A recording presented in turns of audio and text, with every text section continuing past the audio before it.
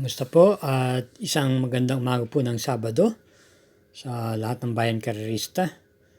Meron po tayong mga giya ngayon sa Pangarera, January 10, 2026, Saturday. Saan meron po tayong 7 pangarera at ito'y magsisimulang maaga-aga, alas 3 ng hapon. Tayo po'y diretso na po kagad sa ating mga giya kaya tena po. Carrera number 1, start po ng winner take all, races 1 to 7. Post time is 3 o'clock p.m. Distance 1,400 meters with Super 6. Isang Class 4, Group 42 to 56 split. Meron po tayong 10 entries. Ang ating pong first choice dito yung Kalahok numero 2, back page na isang imported horse. Ito po yung isang derimate at rendahan po ni JQ Cabarrios. Bilang panigunda naman po natin dito, yung Kalahok numero 7 Natasha, nararenda naman po ni JT Pabilik. So ulitin po, sa karera numero 1, pamprimera, numero 2, back page, panigundo, numero 7, Natasha. Karera numero 2, distance 1,400 meters, class 5, 17 to 41 group split with pentapecta, start ng pick 6, races 3 to 7, 7 entries. First choice, yung dramatic numero 6, Barayong, narendan po ni RC Baldonida. Nakaraan po, mga dumating to mga pang-apat na pwesto. At panigunda po natin yung numero 2, Lighting Bolt, na galing po sa panalo sa pamatnubay po ni PM Cabalejo. Same rider pa rin po. Kaya para rito sa karera numero 2, pamprimera, numero 6, Barayong, panigunda, numero 2, Lighting Bolt. Karera numero 3, start po ng peak 5, races 3 to 7, distance 1,400 meters. Ito po ay isang class 4, group 40 to 56 split with Super 6. We have 9 entries. Ating pong pamprimera rito ay number setting right or wrong. Gamay po ni JL Santiago. Pwede pong i-pacing at isunod-sunod. Bilang panigunda po natin dito yung numero 3, Tough Feeling, na gamay ng po ni JL Paano at isa rin pong derimate.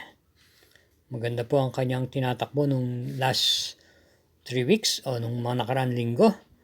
At bilang panersera po natin yung numero 8, yung Gintong Hari, narenda naman po ni RC Simasio. Ito po may angkin din naman tuling, pero pwede rin naman itong isunod-sunod lamang o i-pacing.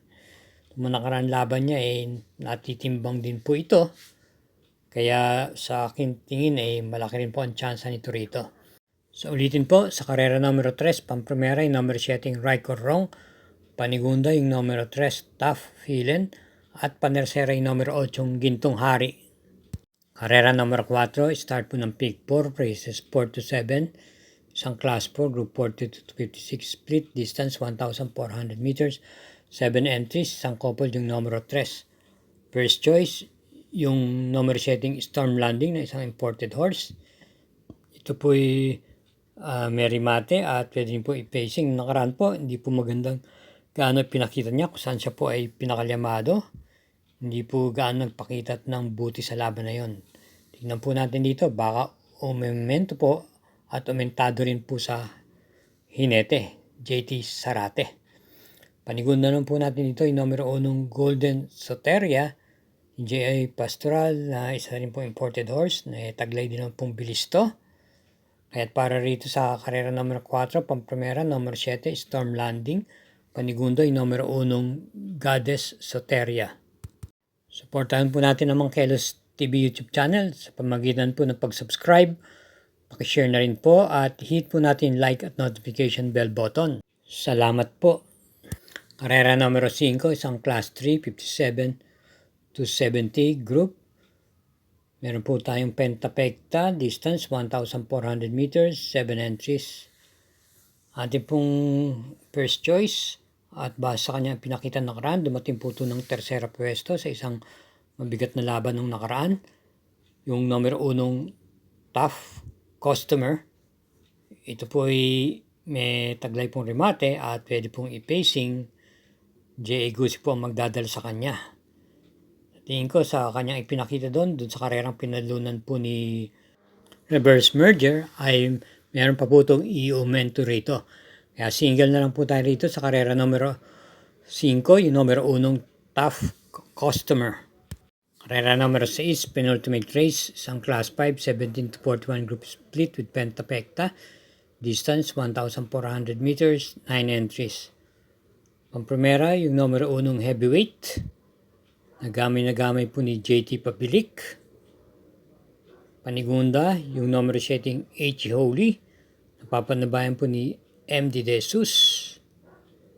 At panersera po natin dito yung kalahok numero 4 Spoiled Brat. Isang derimate, si S. Pare Jr. naman po ang nakakagamay rito. Kaya para rito sa karera numero 6, muli, pampremera numero 1, heavyweight, panigundo numero 7, H. Holy, at panersera yung numero 4, Spoiled Brat. Karera numero 7, last daily double, para tiyan po ng winner take all, pick 6, pick 5, at pick 4.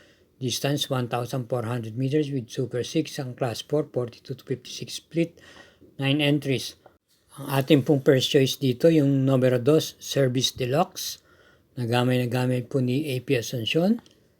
May taglay pong remate ito at may buti po itong kabayong to. At bilang panigunda po natin dito yung kalahok numero 8 Light Bearer na isa naman pong di bandera. Regular rider niya, El Aguila po ang magdadala. At bilang panersera po natin dito yung derimating numero 3, Malabon King. Nagamay naman po ni JR De Ocampo. Kaya para rito sa karera numero 7, pampremera yung numero 2, Service Deluxe. Panigunda numero 8, Light Beer. At panersera yung numero 3, Malabon King. Thank you again for watching mga katrokis at masugid na taga-subaybay. Hinay-hinay lang po muli sa ating paglilibang. Good luck po and happy Saturday racing po.